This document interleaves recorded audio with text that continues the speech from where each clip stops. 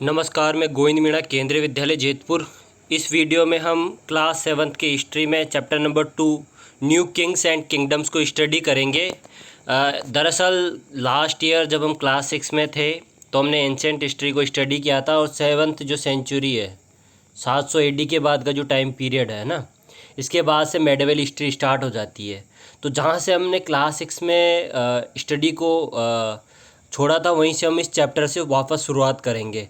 तो इस चैप्टर में हम क्या करेंगे, जो 7th सेंचुरी से लेके 12th सेंचुरी तक, 7th सेंचुरी से लेके 12th सेंचुरी तक जितने भी किंगडम्स, डायनेस्टीज़, रूलर्स जो थे ना नॉर्थ इंडिया में और साउथ इंडिया में, उनके बारे में स्टडी करेंगे। तो जो हमारे टॉपिक होंगे इस चैप्टर में उस तरीके से होंगे कि 7th सेंचुरी में जो न्यू डायनेस्टीज़ यानी जो वंश थे, जो राजवंश थे, वो इस्टेब्लिश हो रहे थे, उनके बारे में पढ़ेंगे। उसके बाद ये जो किंगडम्स थे सब के सब नए किंगडम्स, इनमें किस टाइप का एडमिनिस्ट्रेशन था, ये अपने किंगडम को कैसे कंट्रोल करते थे। इसके अलावा हम प्रशस्तीज के बारे में जानेंगे। जैसे हमने क्लास 6 में समुद्रगुप्त की प्रशस्ति के बारे में पढ़ा था ना, गुप्त एम्परर थे उनके बारे में पढ़ा था, वैसे ही यहाँ भी हम प्रशस्तीज के बारे में जानेंगे और लैंड ग्रांट्स के बारे में जानेंगे, कैसे वो लैंड ग्रांट्स देते थे अपने रूल में।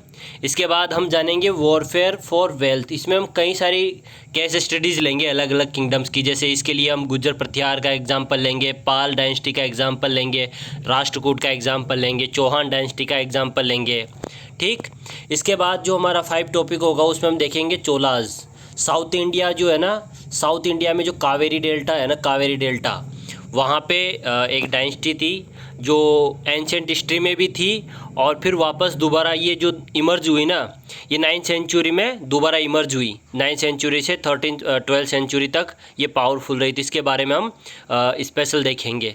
इसके अलावा जो एल्सवेयर में हम ये जो टॉपिक है ना, एल्सवेयर में स्टडी करेंगे, जो कि तांग डायनेस्टी है ना चाइना की, उसको ये भी क्या है, इसी टाइम पीरियड की है, 7th सेंचुरी से लेकर 12th सेंचुरी की। तो इसको भी हम कंपेयर करके देखेंगे। ठीक,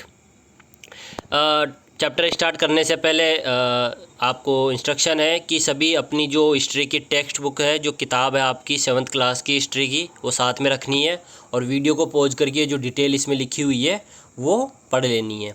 तो देखो, कई सारी जो डायनेस्टीज़ थी, कई सारे जो रूलर्स थे, जो 7th सेंचुरी थी वहाँ से लेके 12th सेंचुरी तक कई सारे जो डायनेस्टीज और जो रूलर थे वो इंडिया में इमर्ज हुए।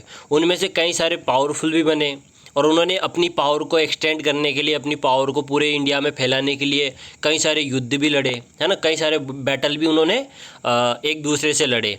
देखो, इस चैप्टर में हम जो 7th सेंचुरी से लेके 12th सेंचुरी के जो जितनी भी डायनेस्टीज हैं उनके बारे में देखेंगे।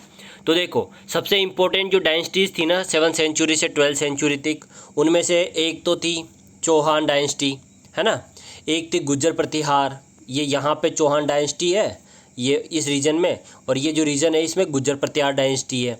इसके अलावा ये राष्ट्रकूट डायनेस्टी, इसके बारे में भी पढ़ेंगे, पाल डायनेस्टी के बारे में भी पढ़ेंगे, है ना। वही साउथ इंडिया में चोल थे, साउथ इंडिया में कौन थे, चोल, है ना। इसके अलावा गुजरात के आसपास के रीजन में चालुक्य थे और गुज्जर प्रतिहार थे। तो ये जितने भी थे ना, ये सब पावर्स क्या थी, 7th सेंचुरी में इमर्ज हो रही थी। जितनी भी पावर थी ना, ये 7th सेंचुरी में इमर्ज हो रही थी। और डिफरेंट डिफरेंट जो हमारा सब कॉन्टिनेंट है, सब कॉन्टिनेंट का मतलब पाकिस्तान, इंडिया, बांग्लादेश, नेपाल और भूटान, तो इनसे मिलके जो एक पूरा रीजन बनता है ना, जियोग्राफिकल रीजन, इसको सब कॉन्टिनेंट कहा जाता है, उपमहाद्वीप कहा जाता है। तो ये जितनी भी पावर्स थी ना, ये रीजनल पावर्स थी, और सभी पावर्स जो थी ना, एक दूसरे को पावरफुल करने के लिए, अपने रीजन को मजबूत बनाने के लिए, अपने किंगडम को एक्सटेंड करने के लिए, ज़्यादा जगह में फैलाने के लिए एक दूसरे से लड़ रही थी। तो देखो, ये क्या करते थे, इनके जो ये जो किंग्स थे, ये किंग्स क्या करते थे कि शुरुआत में देखो 6th सेंचुरी तक ये कई सारे रूलर्स नहीं थे। इनमें से जो रूलर्स जैसे चाहमान हुए, राष्ट्रकूट हुए, पाल हुए, ये 6th सेंचुरी तक नहीं थे। ये शुरुआत में सामंत थे। ये क्या थे, शुरुआत में सामंत या सबऑर्डिनेट के रूप में काम करते थे। जो गुप्त एम्पायर था ना क्लास 6 में, जिसको हमने स्टडी किया था, तो उसके सामंत के रूप में काम करते थे। लेकिन जैसे गुप्त एम्पायर कमज़ोर हुआ, जो गुप्त काल था, गुप्तास जो पीरियड था वो कमज़ोर हुआ, जैसे गुप्त रूलर कमज़ोर हुए, तो ये जितने भी सामंत थे ना, इन्होंने क्या किया, अपने अपने छोटे छोटे किंगडम इस्टेब्लिश कर लिए और उन्हीं किंगडम में से कुछ ज़्यादा पावरफुल हुए, जिनमें थे गुर्जर प्रतिहार, पाल जो कि वेस्ट बंगाल में थे, और राष्ट्रकूट महाराष्ट्र में थे। ठीक, तो ये 7th सेंचुरी से लेकर 12th सेंचुरी तक ये मेन डायनेस्टीज थी, मेन राजवंश थे जो कि इमर्ज हुए। इसके बाद देखो ये जो एलोरा केव का यहाँ पे एग्जांपल दिया गया है कि जो एलोरा केव है ना, पहले तो इसकी लोकेशन देख लेते हैं। जो एलोरा केव है ना, ये महाराष्ट्र जो है महाराष्ट्र है ना, वहाँ पे ये स्थित है। इसमें देखोगे ना आप एलोरा केव्स में, तो कई सारी इसमें केव्स हैं, जैसे 12 तो बुद्धिस्ट केव है, 17 हिंदूज केव है, और जो 5 केव है ना वो किसकी है, जैन की। तो देखो एक ही केव में सभी रिलीजन थे, है ना। और ये जितने भी इनको जब बनाया गया था, इनको एलोरा केव्स को बनाया गया था, तो डिफरेंट डिफरेंट रूलर्स के द्वारा बनाया गया था। और जो थे ना, इससे ये प्रमाण मिलता है कि जो ये रिलीजन थे ना, इन रिलीजन को सभी को मतलब इक्विलिटी थी, है ना, उस समय में। इसके अलावा राष्ट्रकूट डायनेस्टी तीनों उसके समय में सबसे ज़्यादा बने ही है ना। और इनका जो टाइम पीरियड था वो था 600 to 1000 ईस्वी तक का जो टाइम पीरियड था ना, उसमें ये मोनूमेंट्स बने। और देखो ये इतनी बेहतरीन केव्स हैं कि भारत के बहुत बेहतरीन मोनूमेंट्स हैं ये, और इसको यूनेस्को वर्ल्ड हेरिटेज साइट का दर्जा भी दे रखा है। ठीक, तो ये एलोरा केव कौन सी डायनेस्टी के टाइम पे बने, ये बने राष्ट्रकूट डायनेस्टी के समय पे। जैसे ये देखो, ये वाले केव बुद्ध केव है, ये हिंदू केव है ना, ये कैलाश टेम्पल है यहाँ पे। ठीक, अब देखो ये जो डायनेस्टीज थी 7th सेंचुरी से लेके 12th सेंचुरी तक, तो इन्होंने अपना जो एडमिनिस्ट्रेशन था ना किस तरीके से चलाया। तो देखो जैसे जैसे कोई किंग था, जैसे जैसे उसका किंगडम बढ़ता जाता था, जैसे जैसे उसका रीजन बढ़ता जाता था, तो वो अपने जो उपाधियाँ हैं ना उनमें भी बदलाव करता जाता है। जैसे अगर छोटा किंग रहेगा तो वो अपने आप को राजा बोलता था, फिर अगर और बड़ा हो जाएगा तो महाराजा कहलाता था, जैसे यहाँ पे देखो महाराजा। फिर उससे भी बड़ा अगर उसका रूल होता जाएगा तो वो अपने आप को महाराजा धीराज की उपाधि भी देता था, अपने आप को ऑनर देते थे, बिग टाइटल्स देते थे। तो इससे क्या होता था, इससे पता लगता था कि कौन सा राजा कितना बड़ा है। इसके अलावा जो किंग्स थे ना, अपनी पावर को जो सामंत थे इनके साथ शेयर करते थे, और जो एडमिनिस्ट्रेशन था ना, जो प्रशासन था, जो पॉलिटिकल सिस्टम था, उसको चलाते थे। साथ ही साथ में जो इसमें जो किंगडम में जो पीजेंट्स होते थे, फार्मर, ट्रेडर्स और जो ब्राह्मण थे ना, इनकी भी सहायता ली जाती थी, और इनसे टैक्स कलेक्शन, है ना, रेवेन्यू जैसी चीज़ें पूरी की जाती थी। ठीक, इसके अलावा resources were obtained from the producers who were persuaded to surrender part of what they produced. इसके अलावा जो रिसोर्सेज थे वो इस तरीके से लिए जाते थे, है ना। इसके अलावा जो किंग्स थे ना, उन्होंने कई बड़े बड़े टेम्पल्स बनाए, है ना, कई बड़े बड़े किले बनाए। जैसे कई सारे जो रूलर्स थे ना, उन्होंने बड़े बड़े टेम्पल नॉर्थ इंडिया में बनाए। जैसे साउथ इंडिया में ये टेम्पल बनाया, ये टेम्पल था ना, ये बृहदेश्वर टेम्पल तंजावुर में है, तमिलनाडु में, है ना। ये बहुत बड़ा टेम्पल है, और इसको जो राजा राज चोल प्रथम थे ना, फर्स्ट, उन्होंने इसको कंप्लीट करवाया था।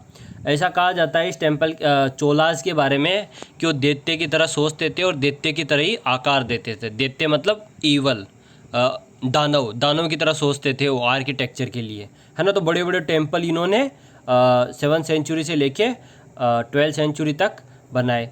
इसके अलावा वो जो रेवेन्यू कलेक्टिंग करते थे वो उसके लिए रिक्रूटेड करते थे किसी न किसी को। तो इस तरीके से जो था ना 7th सेंचुरी से लेकर जो 12th सेंचुरी का जो टाइम पीरियड था ना, उसमें एडमिनिस्ट्रेशन होता था। ठीक, इसके बाद देखो जितने भी राजा थे ना, तो राजा उनमें से जो राजा थे ना, जैसे जैसे वो कोई अगर बैटल जीत गए, है ना, कोई बड़ा बैटल जीत गए या फिर कोई बड़ा वॉर जीत गए, या फिर उन्होंने किसी दूसरे राजा को हरा के और उसकी टेरिटरी को अपने में मिला लिया, तो वो अपनी जो अपना वेलिएंट होता था, वेलिएंट मतलब अपना गौरव, या फिर उनकी जो विक्टोरियस वॉरियर्स होते थे, है ना, तो उनके बारे में एक प्रकार से प्रशस्ति लिखवाते थे। प्रशस्ति का मतलब ही ये होता है कि किसी की तारीफ करना। मतलब क्या होते थे, जितने भी रूलर्स थे ना, अपने लिए कुछ ना कुछ लिखवाते थे। जैसे वो अपने एडमिनिस्ट्रेशन रिफॉर्म लिखवाते थे कि मैंने इस प्रकार से प्रशासन को चलाया, मैंने इस प्रकार से बैटल्स जीते, है ना, मैं इस तरीके का युद्ध, मेरे किंगडम में इस टाइप के योद्धा हैं जो कि युद्ध लड़ते हैं मेरे किंगडम के लिए। तो इस तरीके से वो प्रशस्ति लिखवाते थे। और ये प्रशस्ति जो है ना तांबे के जो होते थे ना, तांबा मतलब कॉपर की जो प्लेट्स होती थी ना, इन प्लेट्स में इन प्रशस्ति को वो लिखते थे। और देखो साथ ही साथ में इसके अलावा जो ब्राह्मण थे, है ना, ब्राह्मण उस समय सोसाइटी में जो मेडिवल हिस्ट्री है 7th सेंचुरी से लेकर 12th सेंचुरी तक, उस सोसाइटी में जो ब्राह्मण थे वो वर्शिप का कार्य करते थे और इनका समाज में काफ़ी ऊंचा दर्जा था। तो इनको जो किंग्स थे वो लैंड ग्रांट करते थे, इनको किंग्स क्या करते थे, लैंड ग्रांट करते थे। बदले में ये जो ब्राह्मण थे तो देखो जितना किंग लैंड रिवॉर्डेड में देगा, ग्रांट करेगा, उतना ही वो पावरफुल राजा माना जाता था। ठीक, तो इस प्रकार से जो राजा थे वो अपनी प्रशस्तिज लिखवाते थे, साथ ही साथ में वो जो ब्राह्मण थे उनको लैंड ग्रांट भी देते थे। ठीक, इसके बाद देखो वारफेयर फॉर वेल्थ। अब देखो ये जितनी भी डायनेस्टीज थी, जैसे गुज्जर प्रतिहार हुए या राष्ट्रकूट हुए या पाल हुए, है ना, या फिर सुल्तान मोहम्मद गजनी हुए जो कि बाहर से इन्वेजन किया था, भारत में अटैक किया था, या फिर मोहम्मद गोरी हुए। तो ये जितने भी रूलर्स थे ना, चाहे चौहान हुए, एक दूसरे से लड़ाई लड़ते थे। एक मतलब क्या करते थे, ये क्या करते थे, अपने जो किंगडम था ना उसको एक्सपेंड करने के लिए, अपना जो जो राज्य था ना उसको ज़्यादा बड़ा करने के लिए, अपने जो साम्राज्य था ना उसको ज़्यादा बड़ा करने के लिए क्या करते थे, एक दूसरे से युद्ध लड़ते थे। तो देखो 7th सेंचुरी से लेकर 12th सेंचुरी में भारत के डिफरेंट पार्ट में, इंडिया के डिफरेंट पार्ट में कई सारे बैटल्स हुए। इनमें से जो सबसे लंबा बैटल जो चला लगभग कितने सालों तक, देखो 750 to 900, तो 150 सालों तक, 150 ईयर्स तक लगभग 3 डायनेस्टीज के बीच में एक जगह उसके लिए लड़ाई चली, वो है कन्नौज। देखो ये यहाँ पर रहा कन्नौज, ये इस जगह पे कन्नौज है। कन्नौज उत्तर प्रदेश में है और कन्नौज कैपिटल थी, जैसा कि हमने लास्ट ईयर पढ़ा था ना क्लास 6 में कि जो हर्षवर्धन किंग के रूप में आता है, तो हर्षवर्धन की जो कैपिटल होती है ना वो कन्नौज होती है। तो कन्नौज का काफ़ी इम्पोर्टेंट रोल होता है एंशेंट हिस्ट्री में। तो इसको कब्जे में करने के लिए गुज्जर प्रतिहार जो कि राजस्थान, मध्य प्रदेश और उससे छटे हुए रीजन के रूलर थे, राष्ट्रकूट जो कि महाराष्ट्र और कर्नाटक उनका जो रीजन था वो थे, और पाल जो कि बंगाल के रूलर थे। तो इनके बीच में जो कन्नौज कैपिटल है ना, इस कैपिटल में कब्जा करने के लिए 150 साल तक युद्ध चले। 9th सेंचुरी में इसमें सबसे ज़्यादा बैटल हुए इनके बीच में।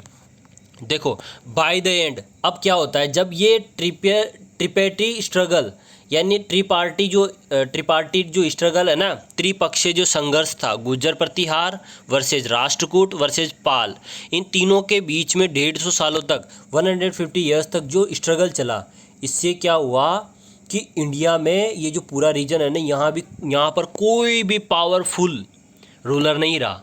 ये एक दूसरे से लड़ कर कमज़ोर हो गए।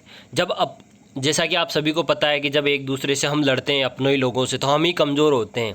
तो एक दूसरे से तीनों डायनेस्टीज़ थी ना, लड़ के कमज़ोर हो गई। हालांकि लास्ट में जो गुज्जर प्रतिहार थे वो जीत गए थे कन्नौज को, लेकिन ऐसी जीत थी जिसमें किसी की एक पर्टिकुलर जीत नहीं हुई थी, यानी कि तीनों ही कमज़ोर हो चुके थे।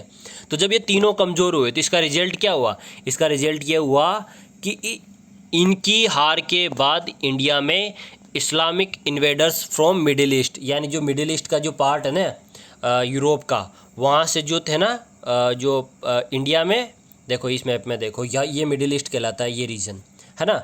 इसमें इराक, ईरान, पारस, है ना, सऊदी अरब, ये सब देश आते हैं। तो इस मिडिल ईस्ट से जो इस्लामिक इन्वेजन था ना वो इंडिया में होना शुरू हो गया। क्यों? क्योंकि यहाँ पे कोई भी मजबूत रूलर नहीं था। तो सबसे पहले सुल्तान मोहम्मद जो गजनी थे उन्होंने इंडिया में अटैक किया। उन्होंने जो अपनी आर्मी थी उसको लेके रेडेड किया। उन्होंने गुजरात में जो सोमनाथ टेम्पल है उसमें अटैक किया, है ना।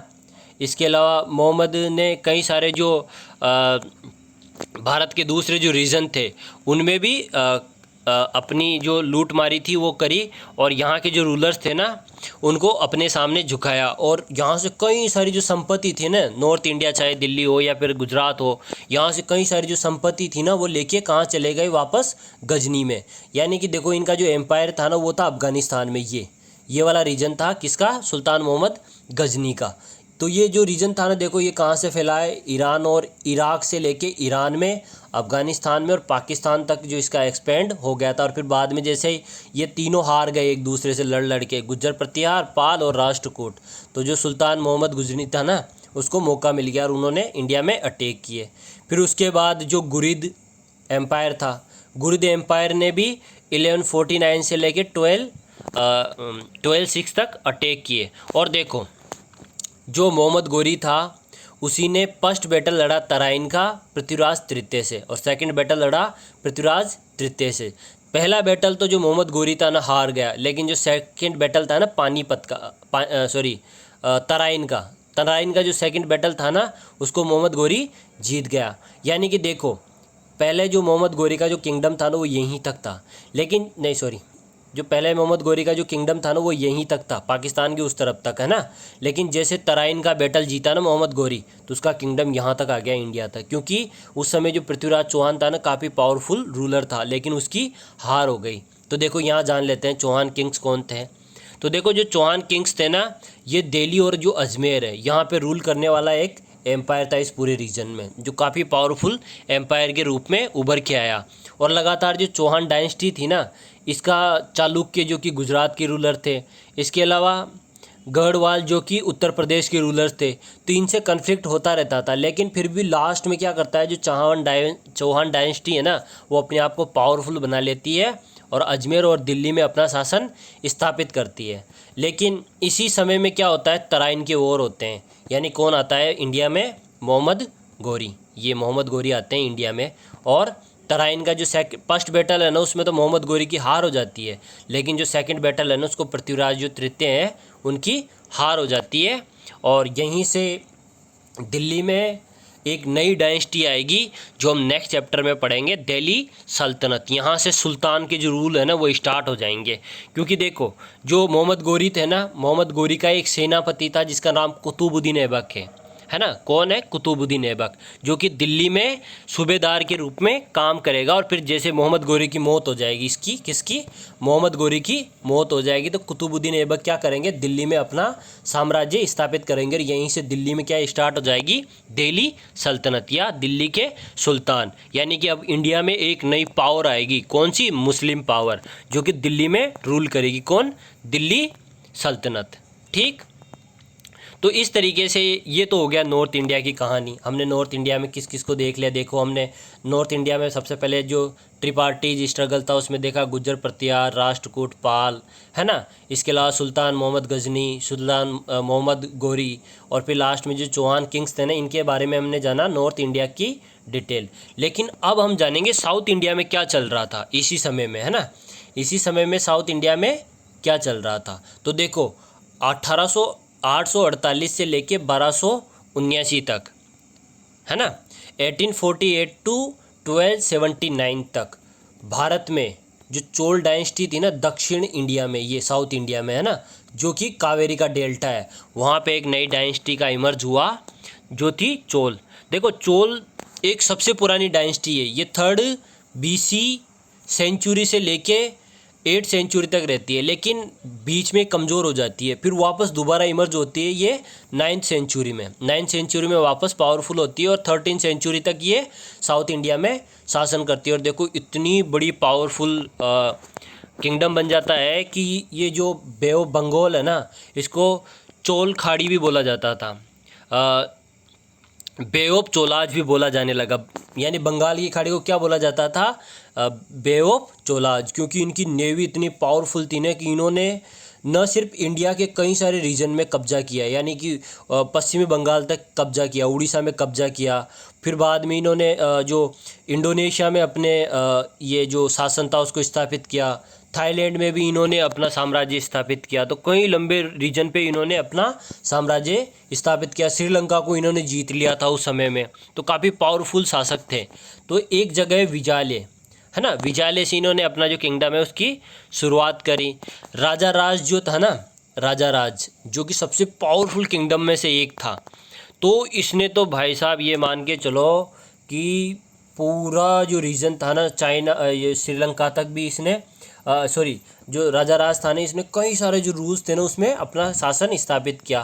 फिर इसके बाद राजेंद्र आता है, राजेंद्र जिसने श्रीलंका में भी अपना कब्जा स्थापित कर लिया, यानी श्रीलंका को भी इसने जीत लिया। अब देखो श्रीलंका तो एक आइलैंड कंट्री है, बीच में समुद्र है, तो इसका मतलब क्या है, चोलाज के पास एक अच्छी नेवी भी थी।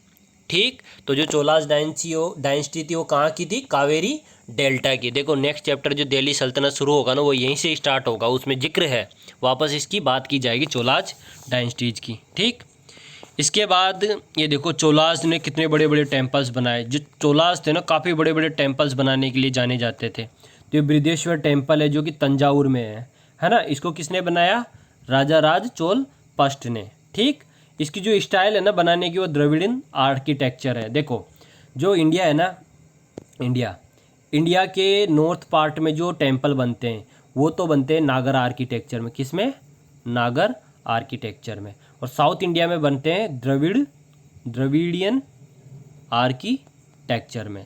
इसको हम जो हमारा 5 नंबर का जो चैप्टर होगा ना उसमें स्टडी करेंगे आर्किटेक्चर को। ठीक, अब देखो इसके अलावा ये जो चोलास थे इनके द्वारा बनाया गया, इसके अलावा देखो ये एक और टेम्पल बनाया गया है इन्होंने, गंगकोंडा चोलापुरम।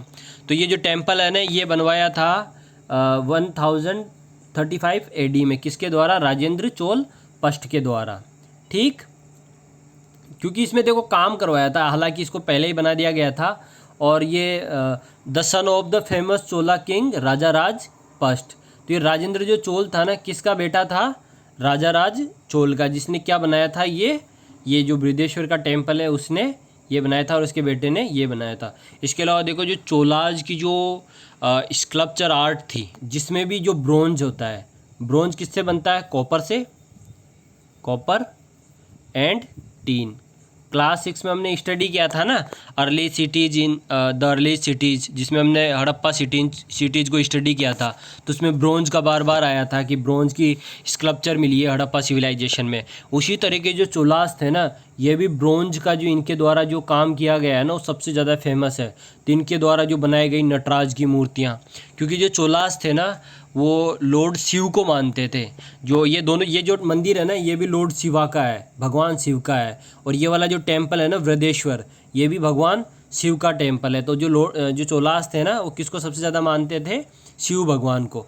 तो देखो ये नटराज का जो स्कल्पचर है ये ब्रोंज में बना हुआ है, ये शिव भगवान का ही बनाया है। इसके अलावा देखो वहाँ पे कई सारे इस टाइप के बहुत बेहतरीन स्कल्पचर मिले, और पता है इन स्कल्पचर को पहले क्या करते थे, एक खांचा बनाते थे, एक शेप का कोई लकड़ी का या फिर किसी दूसरी चीज़ का, मेटल का वो एक खांचा बनाते थे, फिर उसमें जो ब्रोंज है ना उसको आग लगा के पिघला के उसमें डालते थे, फिर उसके चारों तरफ मोम से उसकी डिज़ाइन तैयार करते थे। पहले जैसे ये नटराज की मूर्ति बनानी है ना तो इसको पहले मोम से डिज़ाइन करेंगे, एकदम मोम का बनाएंगे, फिर मोम का बनने के बाद इसके ऊपर वो लकड़ी का या फिर किसी लोहे का मेटेलिक दूसरी चीज़ होती थी ना उसका एक खांचा बना देते थे, है ना, फिर उसके ऊपर अंदर जला हुआ मोम डालते थे, नहीं सॉरी जला हुआ क्या डालते थे, कॉपर, ब्रोंज, फिर वो ब्रोंज उसमें जम जाता था और फिर बाद में जो मोम है वो पिघल के बाहर निकल जाती थी। तो इस तरीके से जो ब्रोंज है ना, ब्रोंज से कई बेहतरीन उन्होंने स्कल्पचर बनाए, जैसे नटराज हुआ, ये हुए, कई सारे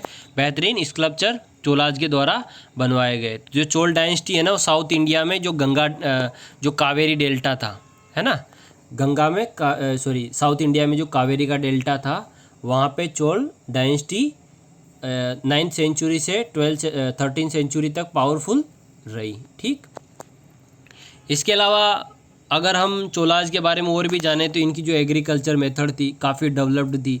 इन्होंने इरिगेशन के जो साधन थे वो डेवलप कर रखे थे, ये सिंचाई करते थे अपने खेतों के लिए। इसके अलावा जो पीजेंट्स थे ना वो प्रोस्पेरस थे, है ना, क्योंकि उनको सारी सुविधाएं दी जाती थी राजाओं के द्वारा। देखो ये रहा चोल डायनेस्टीज का रूल, काफ़ी बड़ा है। इनकी जो कैपिटल थी ना वो तंजावुर थी, है ना। ठीक, इसके अलावा इनका जो एडमिनिस्ट्रेशन था ना वो भी बहुत बढ़िया था। इसके अलावा जो नाडु है, जैसे आज आप स्टेट का नाम सुनते हो ना तमिलनाडु एक स्टेट का नाम है, यहीं पे पहले क्या था, चोल डायनेस्टी। तो जो नाडु वर्ड है ना ये किसके लिए यूज किया जाता था, विलेज काउंसिल के लिए, यानी जो गांव होते थे ना, गांव की जो पंचायत होती थी, तो पंचायत शब्द के लिए इस शब्द का प्रयोग किया गया और बाद में इसी शब्द से इस राज्य का नाम क्या बन गया, तमिलनाडु। इसके अलावा जो ट्रेडर्स थे वो जो नगरम एक समिति होती थी, नगरम भी क्या एक कमेटी होती थी, इसमें ट्रेडर्स होते थे। जैसे नाडु में गांव की जो काउंसिल होती थी ना, सारे डिसीजन जो गांव के लिए जाते थे वो नाडु के द्वारा लिए जाते थे। उसी तरीके से एक नगरम हुआ करता था जो कि क्या करती थी, एक ट्रेडर्स की संगठन होता था। ठीक।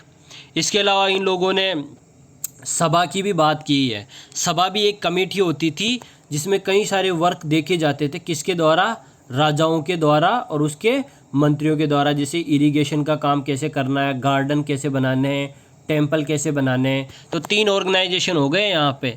एक तो नाडु हो गया जो कि एक प्रकार से ग्राम पंचायत था, नगरम हो गया जो कि व्यापारियों का एक संघ था, और सभा हो गई एक कमेटी जिसमें राजा और उसके मंत्री कार्य करते थे। ठीक।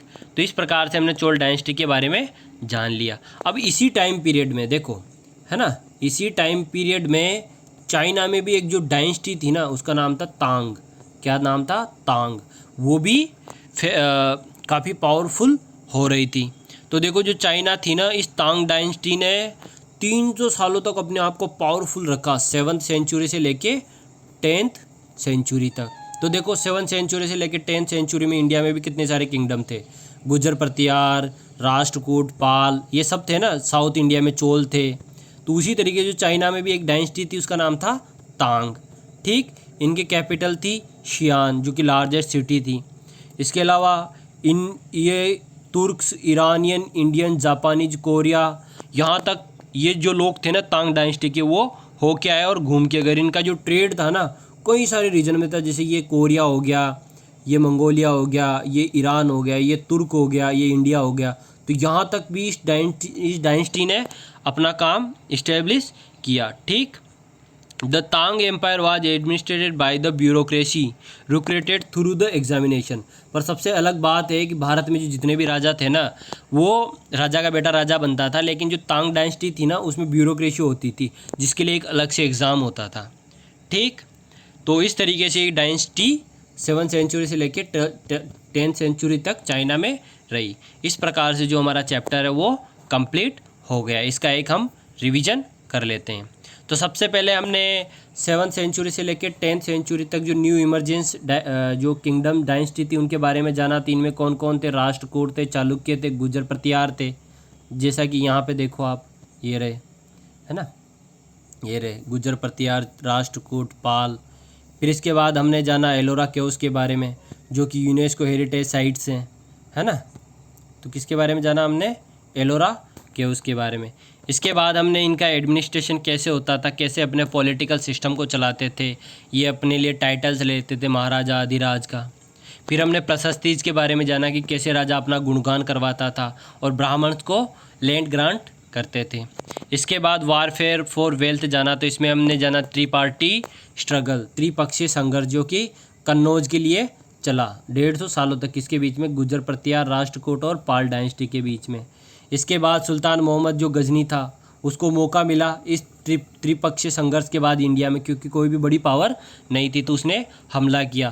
फिर उसके बाद मोहम्मद गोरी ने इंडिया में हमला किया। तो फर्स्ट बैटल तो हार गया 1191 में पृथ्वीराज चौहान तृतीय से, लेकिन सेकंड बैटल जीत गया और इंडिया में एक नया मुस्लिम शासन इस्टेब्लिश हो गया। तो ये जो मुस्लिम शासन था वो यहाँ तक इस्टेब्लिश था।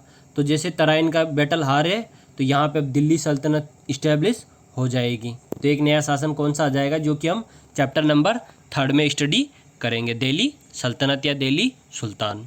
इसके बाद हमने चोलाज के बारे में जाने कि साउथ इंडिया में जो कावेरी डेल्टा था वहाँ पे एक पावरफुल डायनेस्टी इस्टेब्लिश हुई 9th सेंचुरी से लेकर 12th सेंचुरी तक, है ना। इन्होंने बड़े बड़े टेम्पल्स बनाए, जैसे बृहदेश्वर का टेम्पल राजा राज प्रथम ने बनवाया था। इसके बाद हमने ये भी जाना कि गंगकोंडा का जो टेम्पल है वो बनाया, नटराज के स्कल्पचर बनाए, ब्रोंज से बने हुए थे सब स्कल्पचर, है ना। इसके अलावा चोलाज का जो एग्रीकल्चर डेवलपमेंट काफ़ी ज़्यादा था, यहाँ के जो फार्मर थे प्रॉस्परस थे। नगरम एक कमेटी थी जो कि किसकी होती थी, व्यापारियों की।